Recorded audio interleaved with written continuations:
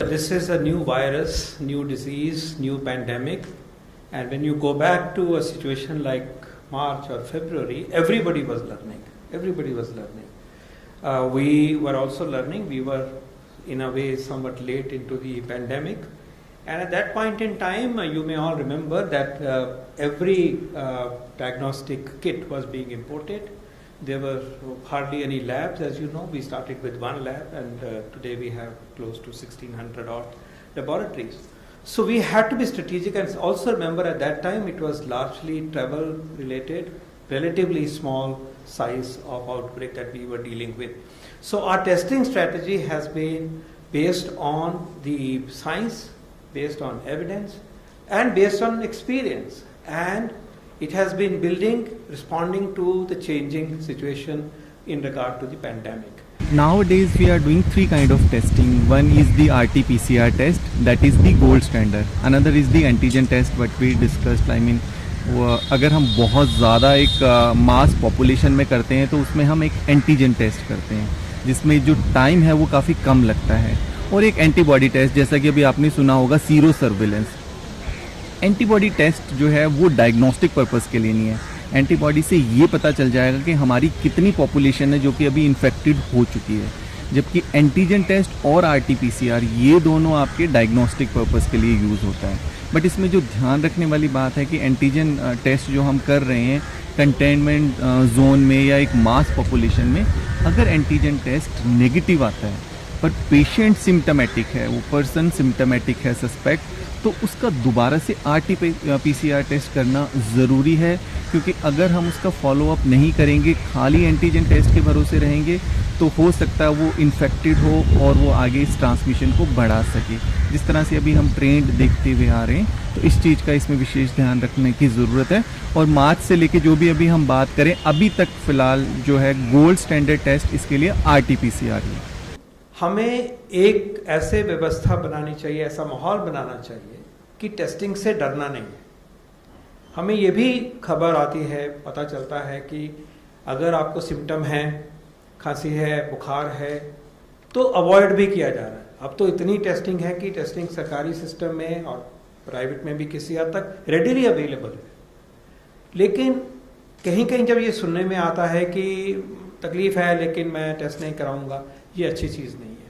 क्योंकि टेस्टिंग को अपनी सिम्टम होने के बावजूद हम अगर नहीं कराएंगे, ये आपके लिए डेंजरस है और सिस्टम के लिए भी डेंजरस है. क्योंकि अगर आपको पता ही नहीं कि आप पॉजिटिव हो और पॉजिटिव हैं आप, तो आप अपने परिवार के लिए भी मुश्किलात कर सकते हो, समाज के लिए भी कर सकते हो जिनको मिल रहे हो. तो हमारे दोनों तरफ से हमें बहुत नुकसान होता है. वायरस से डरना चाहिए लेकिन टेस्टिंग से डरना नहीं चाहिए. ये एक इम्पॉर्टेंट बात है, क्योंकि अगली लड़ाई में हमें इसको और भी हम इंटेंसिफाई कर सकते हैं. जब कम टेस्टिंग की व्यवस्था थी, हमारे रिसोर्सेज नहीं थे, हम इंपोर्ट कर रहे थे, तब एक और बात थी. लेकिन अब हमें इस तरह से नहीं करना चाहिए. टेस्टिंग को प्रोग्रेसिवली ओन करना चाहिए. जब ज़रूरत है मदद मांगिए और टेस्ट होगा. ये अब तो ऑन डिमांड टेस्ट हो रहा है, आपको अब डॉक्टर की प्रिस्क्रिप्शन की भी ज़रूरत नहीं है. Doctor VK. पॉल ने भी कहा है कि यदि आपको थोड़ा सा भी लगता है as an individual, as a patient, कि आपको थोड़ा उसके सिम्टम है, फीवर है, कफ है, आपको लग रहा है कि हम तबीयत थोड़ी ठीक नहीं है, one should go get the test done. जो डॉक्टर पॉल ने भी बताया, शुरू से जो स्ट्रैटेजी हम अपना रहे हैं, सरकार अपना रही है कि टेस्टिंग, ट्रैकिंग एंड आइसोलेशन, वही स्ट्रैटेजी हमेशा आगे तक के लिए काम करती हुई आएगी. और अब जिस तरह से हमारी कैपेसिटी बढ़ गई है टेस्टिंग की, उसके बाद अब प्रिस्क्रिप्शन का भी रिक्वायरमेंट नहीं है. तो अगर थोड़ा भी सिम्टम लगता है तो हमें टेस्ट को कराना बहुत ज़रूरी है. कि जिस तरह से हम देख रहे हैं कि सिम्टम्स भी ऐड ऑन होते जा रहे हैं, कई तरह के सिम्टम्स आ रहे हैं, तो वो हमें बहुत ज़्यादा ज़रूरी है उस टेस्ट को हम कराएं. और अभी देखा गया है कि हमारी जो सबसे ज़्यादा यंग पॉपुलेशन है, अगर हम तब से और अभी तक का डेटा देखें, तो 18 से 44 जो एज ग्रुप है वो सबसे ज़्यादा इन्फेक्टेड है. सीरो सर्विलेंस हुआ था, उसमें एक चीज़ और सामने निकल कर आई है कि बहुत सारे लोग थे जो इन्फेक्टेड हो गए थे, रिकवर्ड हो गए, पर उनको पता भी नहीं चला. पर इसमें देखने वाली बात यह है कि आप अपने इन्फेक्शन वाले टाइम में आपने और कितने लोगों को वो इन्फेक्शन दिया. और उसमें हो सकता है बहुत सारे एल्डरली पेशेंट्स हो, और जिनको ऑलरेडी बहुत सारी एग्जिस्टिंग डिजीज़ हो तो उनके लिए ये काफ़ी फेटल हो सकता है। तो इसलिए बहुत इम्पॉर्टेंट है हमें कि हम टेस्ट कराएं। टेस्ट करने के बाद अगर पॉजिटिव है तो फिर हम उस चीज़ को उनको आइसोलेट करें और इस तरह से फिर हम आगे इस ट्रांसमिशन को रोक सकते हैं। You can chase the virus only when you catch the missing person. आप वायरस का पीछा तभी कर सकते हैं जब जो छूट गए लोग हैं आप उनको चिन्हित करें। तो ये कैसे होगा, इसके दो उदाहरण मैं आपको बताता हूं। जो हमारी जो केंद्रीय दल जाते हैं राज्यों में, जो समय समय पे हम भेजते हैं, आज जब मैं आपसे बात कर रहा हूं तो उस समय जो केंद्रीय दल हैं वो यूपी में हैं, वो झारखंड में हैं, वो छत्तीसगढ़ में हैं, उड़ीसा में हैं, चंडीगढ़ में हैं, पंजाब में हैं, और वो हमें फीडबैक देते हैं, वो राज्य सरकारों को भी फीडबैक देते हैं।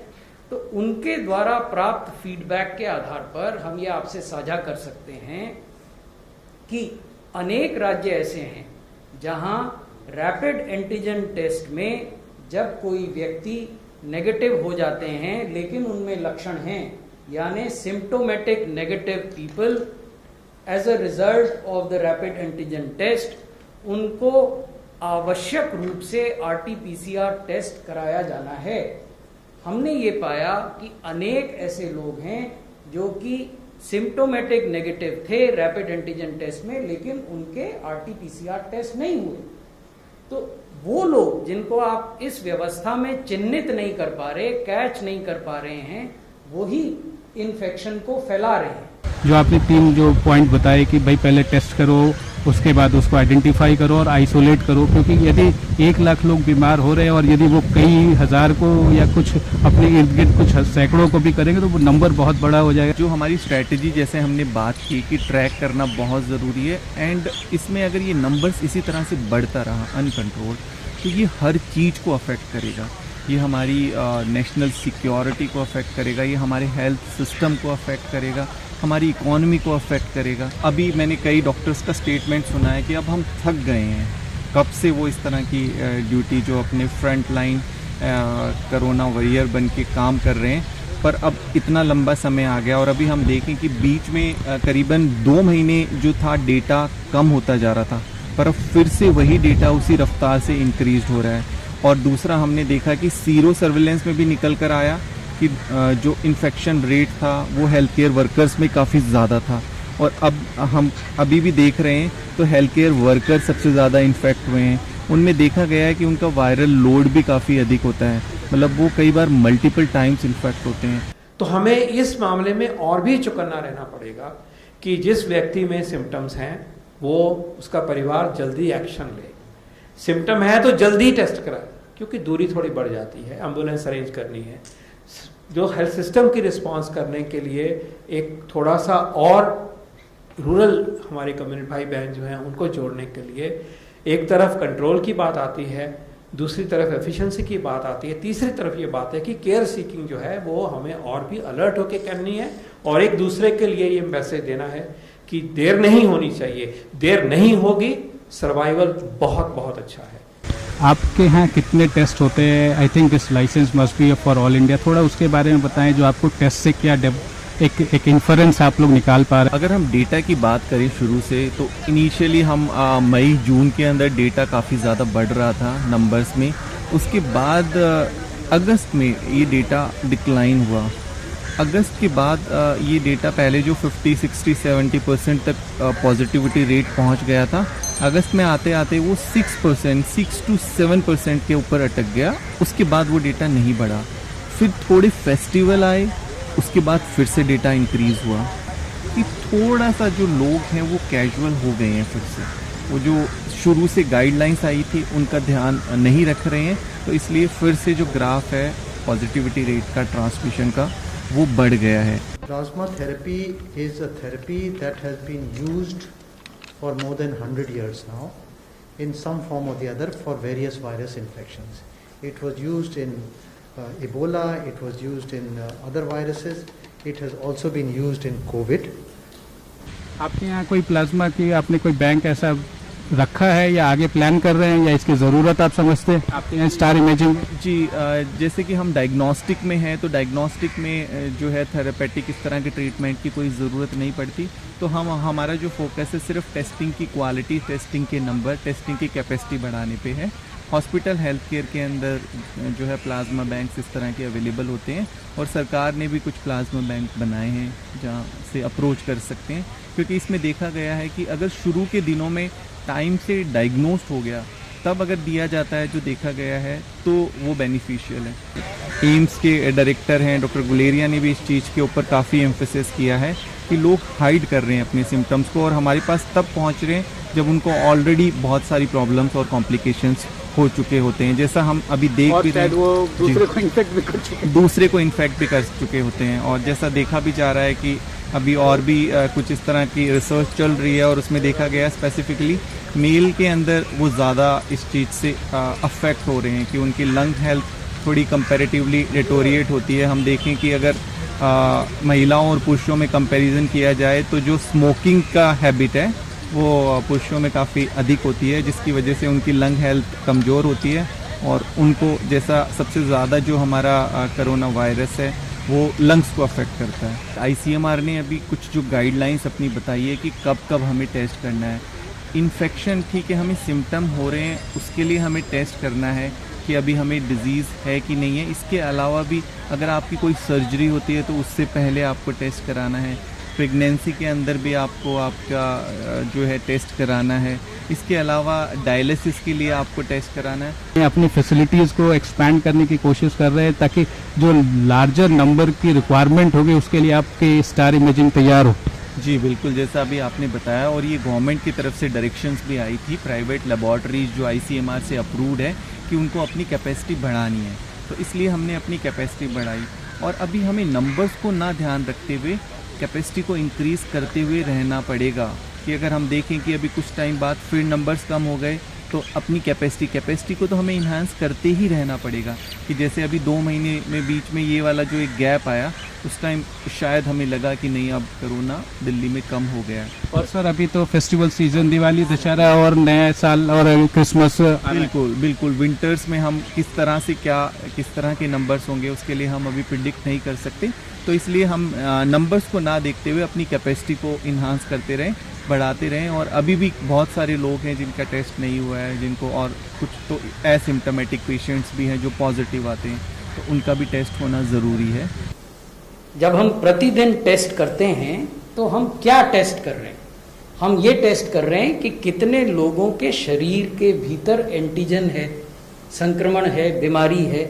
वो उद्देश्य है RT-PCR टेस्ट का या रैपिड एंटीजन टेस्ट का। जब हम सीरो प्रेवलेंस करते हैं तो हम एक सैंपल चुनते हैं और उस सैंपल में लोगों का ब्लड लेते हैं और उस ब्लड में देखते हैं कि एंटीबॉडीज हैं कि नहीं। हम संक्रमण की पहचान नहीं कर रहे, हम एंटीबॉडीज की पहचान कर रहे और एंटीबॉडीज के आधार पर तब हम इस नतीजे पर पहुंचते हैं कि संक्रमण का प्रभाव कितना रहा होगा। दिल्ली के अंदर सीरो सर्विलेंस हुआ है तो उसमें आया है निकल के कि 26% पॉपुलेशन ऑलरेडी इन्फेक्ट हो चुकी है जिनका एंटीबॉडी टेस्ट किया गया। और दिल्ली के 2 करोड़ पॉपुलेशन। जी बिल्कुल। और ऐसे ही मुंबई की बात करें तो मुंबई में डेटा एक अलग तरह का निकल कर आया है कि जो स्लम वाली पॉपुलेशन है उसमें एक अलग डेटा था और जो आपका अर्बन पॉपुलेशन है उसमें एक अलग तरह का डेटा था। अहमदाबाद में करीबन 40% के करीब इन्फेक्ट हुए थे। तो अभी हम अगर जो हर्ड इम्यूनिटी की भी बात करें वो भी अभी बहुत दूर दिखाई देती है, क्योंकि उसके लिए 60 to 70% पॉपुलेशन आपकी इन्फेक्ट हो। तो अभी तो पूरे चांसेस हैं, ट्रांसमिशन रेट को तो हमें रोकना ही रोकना है, पॉजिटिविटी रेट को हमें कम करना है, पर इसमें सरकार के साथ साथ पब्लिक की भी रिस्पॉन्सिबिलिटी बन जाती है कि वो पूरा इस गाइडलाइंस को और सब चीज़ों को फॉलो करें। Airport is the entry point and station, railway station are the entry point. क्या आपको लगता है कि अभी जो टेस्टिंग हो रही है उसके लिए हम इक्विप्ड हैं? जिस तरह की अभी इंटरनेशनल ट्रैवल के लिए ये रिक्वायरमेंट मैंडेट हो गया है कि आपको RT-PCR की नेगेटिव रिपोर्ट होनी चाहिए पिछले जो 96 आवर्स के अंदर की हुई हो। हाँ, बट RT-PCR टेस्ट को करने में समय लगता है।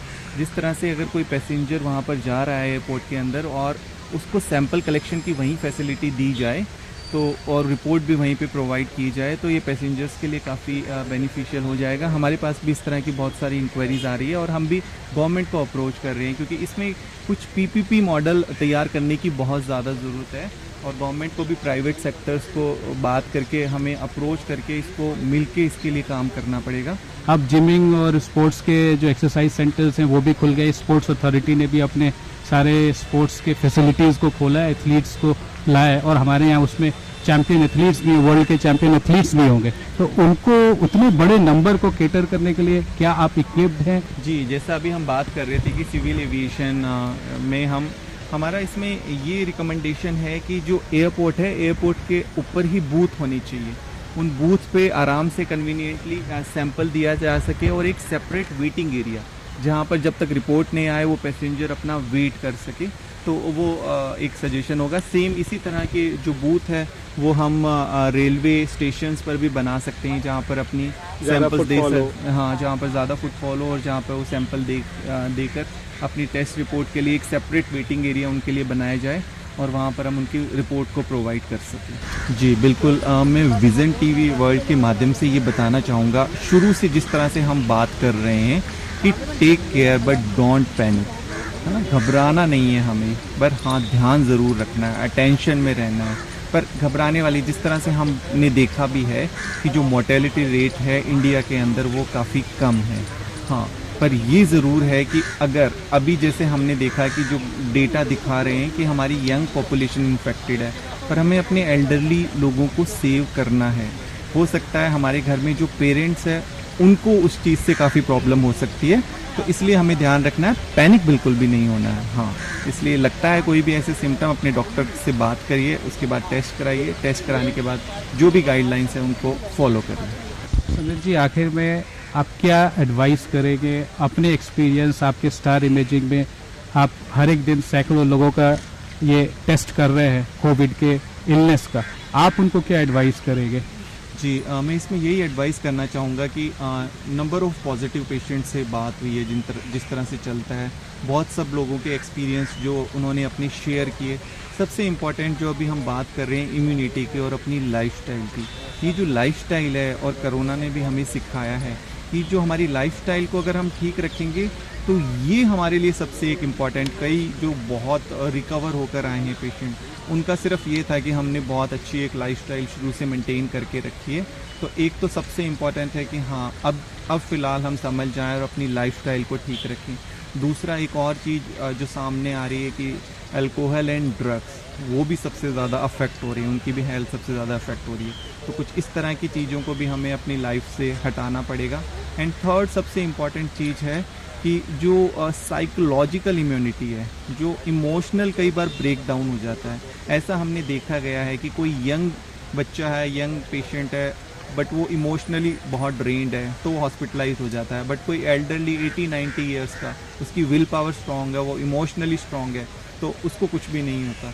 तो ये बहुत ज़्यादा ज़रूरी है कि हाँ, हम थोड़ा सा अपनी इमोशनल हेल्थ पे, अपनी मेंटल हेल्थ पे भी काम करें, फिजिकल हेल्थ पे। Thank you sir, thank you for your time.